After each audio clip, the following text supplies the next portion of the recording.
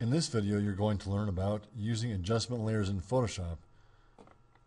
Something to know about adjustment layers in Photoshop is that they affect all layers below them, so that any layer below it that's visible will be affected by the adjustment layer.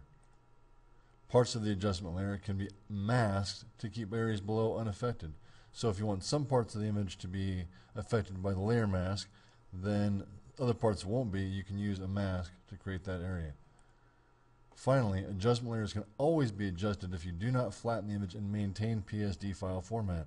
That is, if you want to be able to adjust it a week, a month, a year from now, maintain the adjustment layer as permanent in the layer stack, and you'll be able to come back and fix it later and it will not become permanent.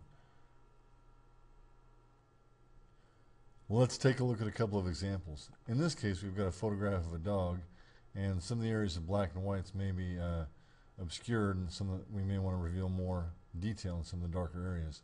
So if we add a levels mask, what levels does is it makes the range of lights and darks more adjustable. So if I open the adjustments panel, I can mess around with the settings, and the middle setting is for the grays and the midtones, and if I mess with that and adjust it, I can lean the midtones towards lighter or towards darker. I'm going to bring it to the middle more. Now I can also move the darkest ranges, the lightest ranges up and darken them, or take the darkest areas and lighten them. Notice that it affects the whole picture. So if I want to make the background not have the effects on it, but the dog do, then I need to create a mask. Here's another example. In this case, I've got a photograph of a ladybug sitting on the top of a stem. So let's turn the vibrance mask on. In this case, we create a mask which masks out everything else. Actually, it masks out the bug. And so what we've done is created an area of effects so that the background is desaturated. That's one of the effects for vibrance, is vibrance and saturation. And so the way that we change this is going to make the bug stand out more.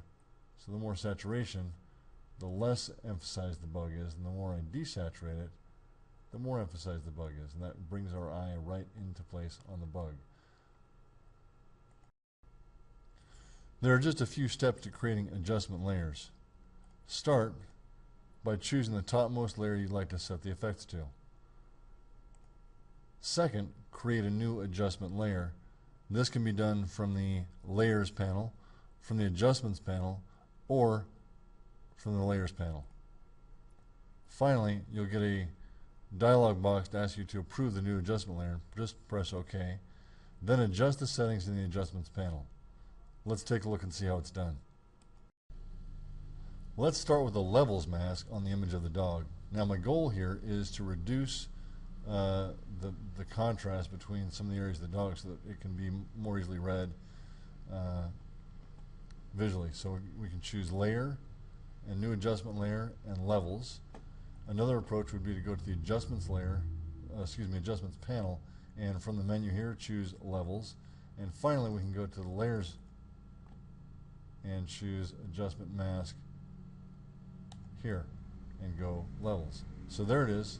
I've created it. It's visible in my layers panel, and if I go to the adjustments panel, now I can adjust the mid-range, which is the midtones. So as you can see, the midtones lean more towards light here or towards dark here. I want to lean it a little bit less contrasty here, and if I bring this one down, this reduces the amount of dark in the picture. So the more lower this gets, the darkest parts get lighter. Okay, so I'm going to back that one down just a little bit and bring this one more towards the middle. So I still want some contrast in the picture, but I want the texture of the fur to rise up a bit more. So that's one way of approaching that issue. Let's take that one out, however, and let's try a different approach. Let's just hide that for now. And what I can also do is I can use a selection. So to get the selection, what I'm going to do is, in this case, I use the quick selection tool. And the quick selection tool is going to let me choose all areas of similar color within a range. And I may need to sculpt it a little bit. I'm going to use add to selection here and get that selection. So I got part of the dog that I didn't want to get. So to sculpt that a little bit, I'm just going to use the magnetic lasso tool. And to do that, I'm now going to use subtract from selection, I think, and double click to close it. And I got some of the fur that wound up outside there. and double click to close this. So now I've got the selection I want mostly, and with the active mask there, what I can do is invert the selection, and let's try the same mask again. This time I'm going to use layer, adjustment layer, and levels again from the menu, and I have to click OK to approve that, and now I can adjust here. So now, as you can see, it only affects the dog and nothing else in the picture is affected by this particular adjustment layer. So I want to reduce the amount of contrast. I can mess around with this until I'm happy, and I can even come back a week, a month, a year from now, as long as this layer is still active in the file, and make those adjustments as I see fit later. So let's review the steps to using a mask with an adjustment layer. First, use one of the selection tools, that is the lasso, marquee, magic wand, or quick select tool to create a selection. These can be found at the top of the tool panel. Next, to apply the effects to everything except the selection, use select inverse selection. That'll reverse the selection area. You may or may not need to use this. Finally, if you expect to use the same selection for another mask, make it easier by choosing select and save selection, so you can come back and get that same selection again without having to go through the work of using the selection tools.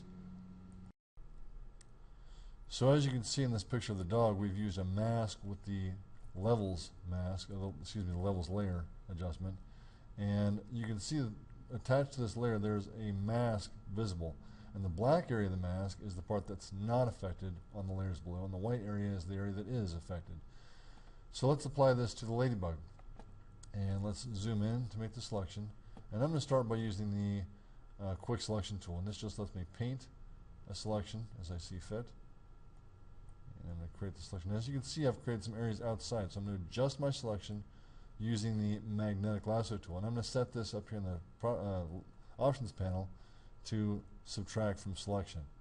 So I'm just going to go right on the edge, and what this does, the magnetic lasso tool finds the edge between two colors. I'm going to click and click and click and double click to close my selection.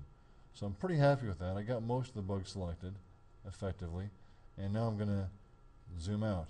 Now the mask I want to apply is actually to everything else, so I need to invert my selection. So select, inverse, and now everything else is going to get the mask. So if I now choose from the layer menu, new adjustment layer, and choose vibrance, this is going to ask me to approve the setting. And now I can increase the vibrance, and as you can see, that doesn't have a whole lot of change. It does bring the greens up a bit hotter. But now let's reduce the saturation, which is going to make it a little bit more black and white and make the bugs stand out a lot more. I can go all the way black and white if I want to, which is interesting, or I can just tone it down a bit. So by desaturating the colors, they become less bright and less bold, thereby making the thing that I didn't select, the bug, more vibrant in the picture and therefore more emphasized.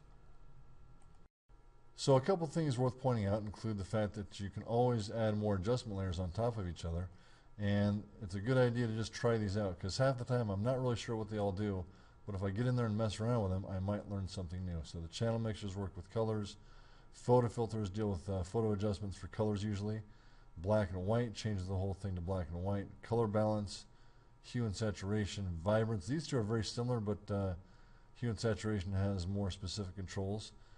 New invert the adjustment layer. Posterizing reduces the number of colors in it. So each of these does something different, and you just have to get there and try them out. Now the other thing that's really important about adjustment layer is you can do all the same things with image adjustments, but if you use image adjustments, you will not be able to back out from it after a couple more steps. Whereas with the adjustment layers, you'll always be able to come back and adjust or remove the adjustment layer.